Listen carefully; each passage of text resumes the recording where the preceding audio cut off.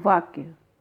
वाक्य की परिभाषा देने से पहले मैं वाक्य के स्वरूप के बारे में बताना चाहूँगी कि जब भी हमें अपने मन की बात दूसरों तक पहुँचानी होती है या किसी से बातचीत करनी होती है तो हम वाक्यों का सहारा लेकर ही बोलते हैं। और वाक्य जो है वो शब्दों के मेल से बनता है और हर शब्द का अपना अलग अर्थ होता है। वाक्य चाहे छोटा हो या बड़ा, किसी न किसी विचार या भाव को पूर्णतः व्यक्त करने की क्षमता रखता है।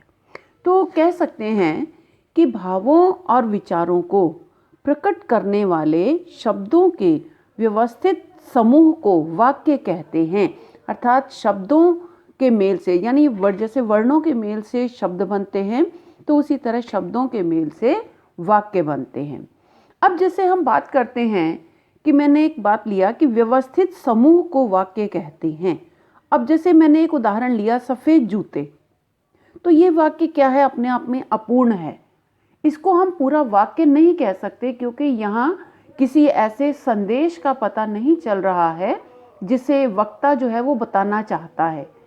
जबकि अब ये उदाहरण है कि मुझे सफ़ेद जूते चाहिए या मुझे सफ़ेद जूते खरीदने हैं, तो यह एक पूर्ण वाक्य है क्योंकि यहाँ सफ़ेद जूतों के विषय में बोलने वाले की मंशा क्या है ये प्रकट हो रहा है।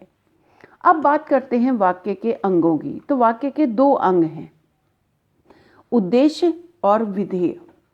उद्देश्य क्या है? वाक्य में जिसके विषय में कुछ कहा जाता है वो उद्देश्य कहलाता है।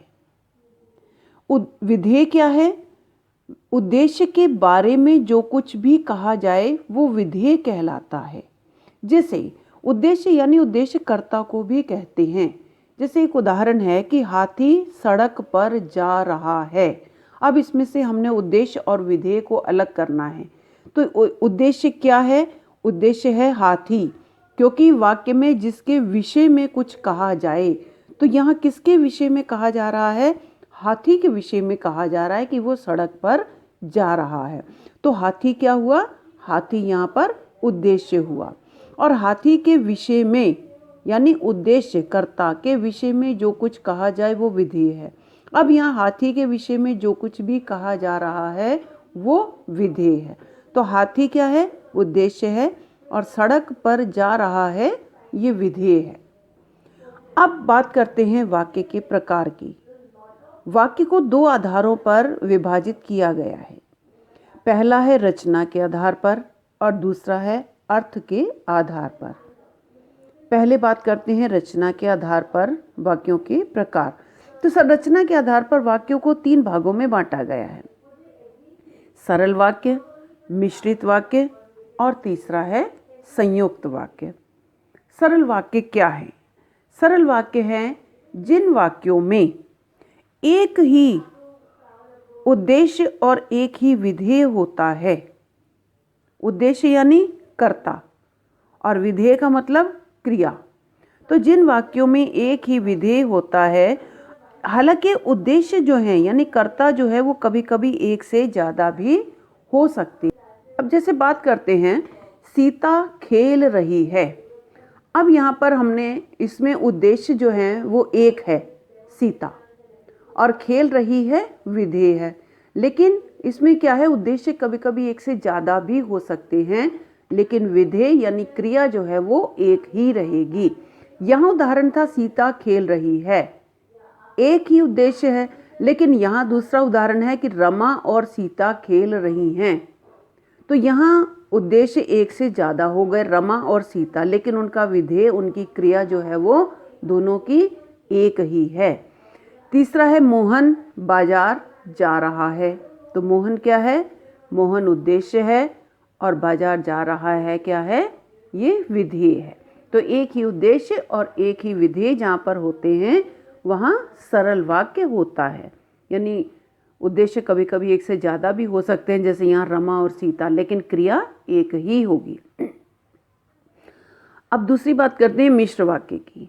मिश्र वाक्य की क्या परिभाषा है कि इसमें एक प्रधान उपवाक्य होता है और शेष उस पर आश्रित उपवाक्य होता है।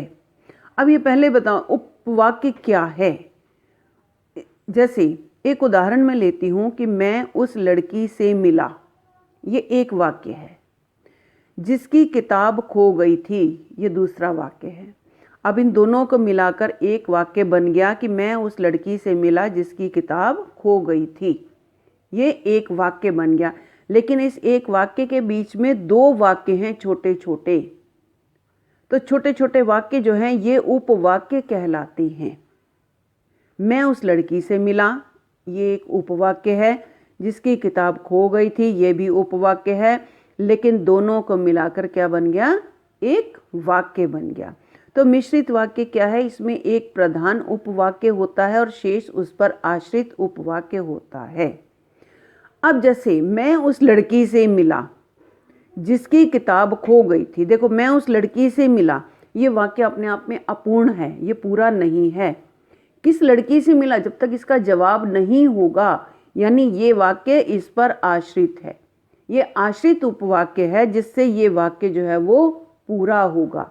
मैं उस लड़की से मिला जिसकी किताब खो गई थी, तो ये क्या है? ये आश्रित उपवाक्य है और ये प्रधान उपवाक्य होगा। मैंने वही मकान खरीदा है जहां आप रहते हैं।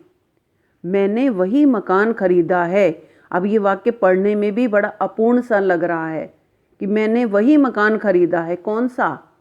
जहां आप रहते हैं। इसको मिलाने से ये वाक्य पूरा हो गया। तो ये प्रधान उपवाक्य है और ये इस पर ये आश्रित उपवाक्य है जिसके ये वाक्य पूर्ण हो रहा है। तीसरा है, पिताजी ने मुझसे कहा कि वे बहुत बीमार हैं।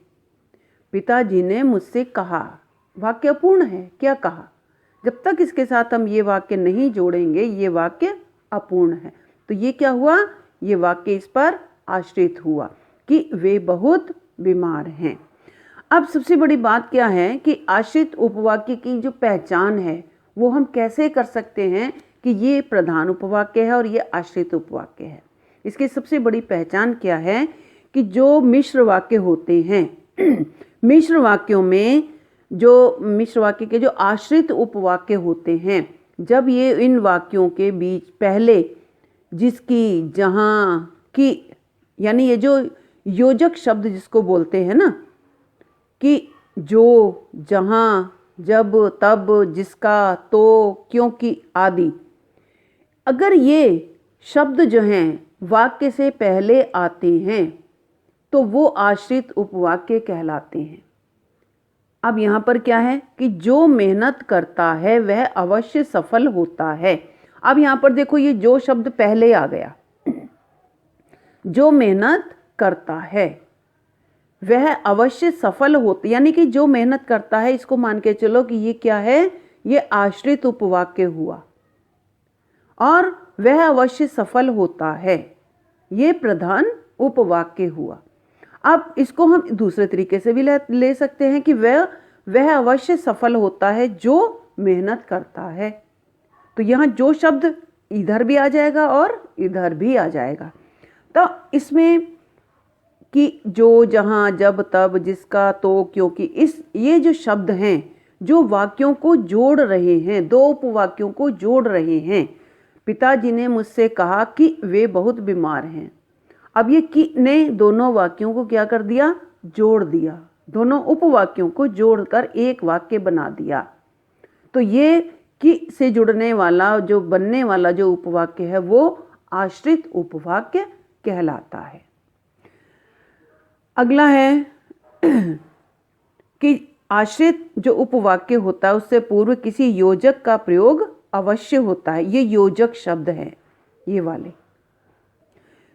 तीसरा है संयुक्त वाक्य।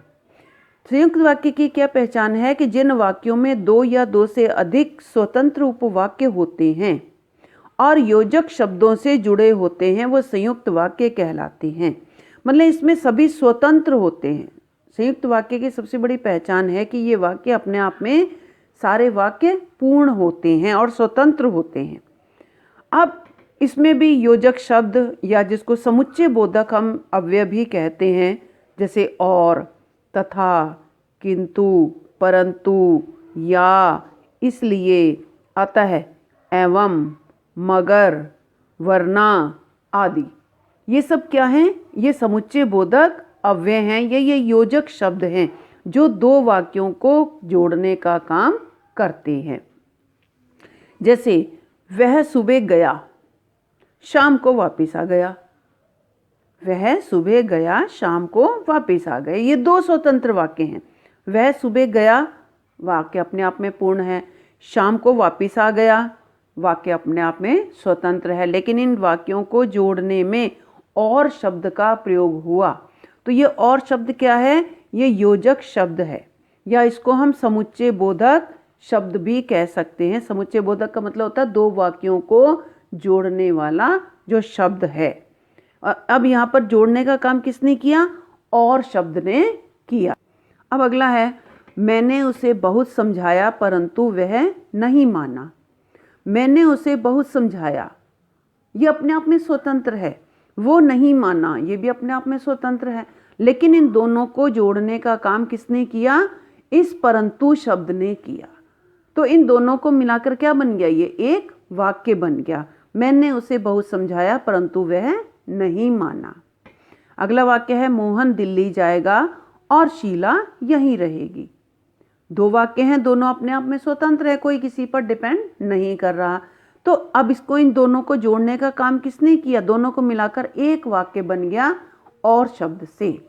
इस योजक शब्द ने दोनों स्वतंत्र वाक्यों को जोड़ दिया है। तीसरा है, या तो आप यहां रह सकते हैं या आपका भाई रह सकता है। या तो आप यहां रह सकते हैं, अब ये या शब्द ने दोनों को एक कर दिया। आप यहां रह सकते हैं, आपका भाई यहां रह सकता है। अब ये या शब्द भी आ गया, या तो और या, है ना। तो जो समुच्चय बोधक शब्द होते हैं उनमें या तो, या इस तरीके के शब्द भी आते हैं। तो या तो आप यहां रह सकते हैं या आपका भाई रह सकता है। तो इनको मिलाने का काम, दो वाक्यों को मिलाने का काम किसने किया? या शब्द ने किया है। अब दूसरा है, अर्थ की दृष्टि से वाक्य के भेद। रचना की दृष्टि से तो वाक्य के 3 भेद समझा दिए, अब अर्थ की दृष्टि से वाक्यों के भेद समझाती हूँ। अर्थ की दृष्टि से वाक्य के 8 भेद हैं। पहला है कथनात्मक या विधानवाचक वाक्य। कथनात्मक यानी जो एक सामान्य जो वाक्य होता है कि जिन वाक्यों से किसी कार्य के करने या होने का सामान्य बोध होता है। कथनात्मक यानी जो सिंपल वाक्य होते हैं, जो साधारण वाक्य होते हैं, उनको विधानवाचक या कथनात्मक वाक्य कहते हैं। जैसे किसी कार्य के करने या होने का बोध हो रहा है, जैसे लड़कियां नृत्य कर रही हैं, यानी नृत्य का कार्य हो रहा है। चिड़िया उड़ रही है, सूर्योदय हो रहा है, मैं पढ़ रहा हूँ। तो यहाँ पर कहीं ना कहीं कार्य हो रहा है या होने का बोध हो रहा है, तो वो कथनात्मक या विधानवाचक वाक्य कहलाते हैं।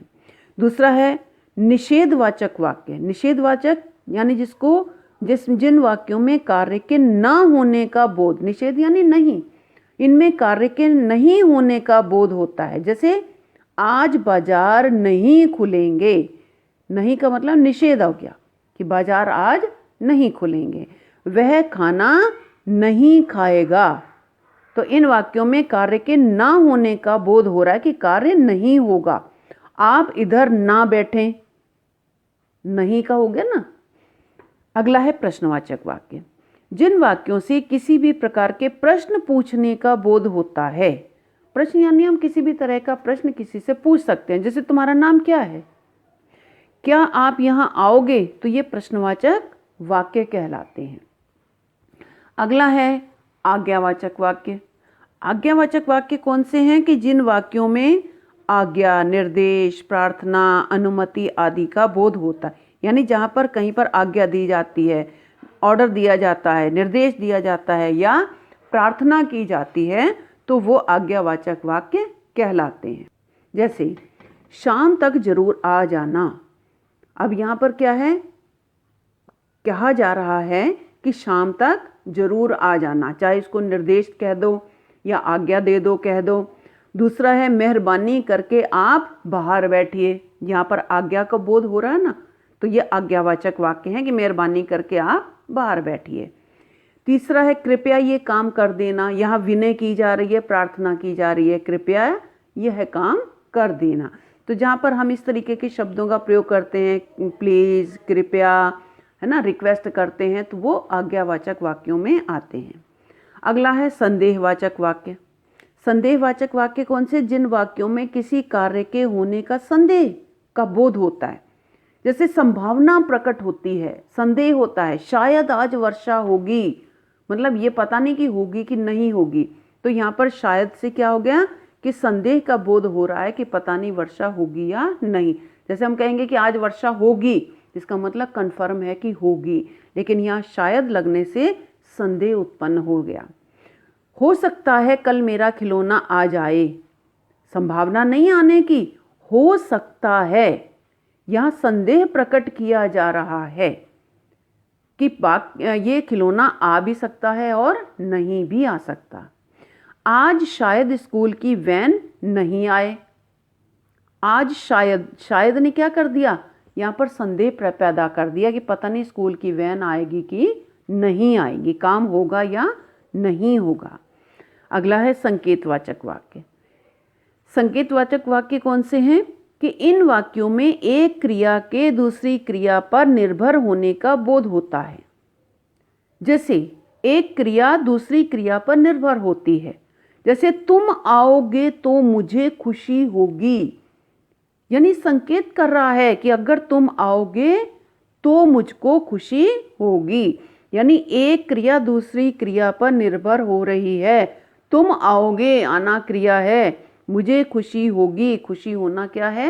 ये दूसरी क्रिया है। अगर तुम आओगे तो मुझे खुशी होगी, यानी एक क्रिया के बाद दूसरी क्रिया हो रही है। वर्षा होती, ये पहली क्रिया है। अगर वर्षा होती तो फसल भी अच्छी होती, ये दूसरी क्रिया है। अगर वर्षा होगी तभी तो फसल अच्छी होगी। तो वर्षा होना एक क्रिया है और फसल अच्छी होना उसके बाद दूसरी क्रिया होगी। यदि तुमने मेरी बात मानी होती, मानी नहीं, मानी होती, ये भी क्रिया है, तो आज दुखी ना होते। मतलब एक क्रिया होने के बाद फिर ये दूसरी क्रिया होती है। तो यहाँ संकेतवाचक जो वाक्य हैं, इनमें एक क्रिया के दूसरी क्रिया पर निर्भर होने का बोध होता है। अगला है इच्छावाचक वाक्य।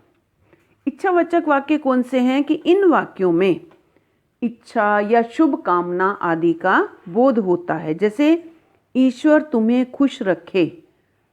इच्छावाचक क्या मतलब? मेरी इच्छा है, मैं शुभ कामनाएं दे रही हूँ कि भगवान तुमको सुखी रखे या खुश रखे। तो इच्छावाचक में क्या है? शुभ कामना आदि का बोध होता है। मेरी ओर से जन्मदिन की शुभकामनाएं। आपकी यात्रा शुभ हो, मतलब मैं आपको शुभकामना दे रही हूँ कि आपकी यात्रा शुभ हो। तो ये इच्छावाचक वाक्य हैं। अब अगला है विस्मयादिवाचक वाक्य। विस्मयादि यानी जहाँ पे आश्चर्य प्रकट किया जाता है, खुशी, दुख, घृणा आदि का जब एकदम से बोध होता है। जैसे विस्मयादिवाचक में इनमें आश्चर्य, विस्मय, खुशी, दुख, घृणा आदि का बोध होता है। जैसे हम कोई चीज़ को हम देखते हैं तो कहते हैं अरे ये तुमने क्या कर दिया। तो ये विस्मयादि बोधक का ये चिन्ह है। अरे ये तुमने क्या कर दिया, तो ये अरे शब्द जो है वो क्या है? ये विस्मयादिवाचक वाक्य के साथ जुड़ा हुआ है। हाय, यह हाय क्या है? मेरी तो सांस ही रुक गई। यहाँ पर क्या है? आश्चर्य प्रकट हो रहा है, विस्मय प्रकट हो रहा है। हाय, मेरी तो सांस ही रुक गई। वाह, तुम जीत गए। अब ये जो वाह शब्द जो है वो क्या है? ये हे, अरे, हाय, ओह, छी, ये जो इस तरीके के जो शब्द होते हैं ये विस्मयादिवाचक शब्द कहलाते हैं। तो ये थे वाक्य के प्रकार। लाइक, सब्सक्राइब और कमेंट जरूर करें।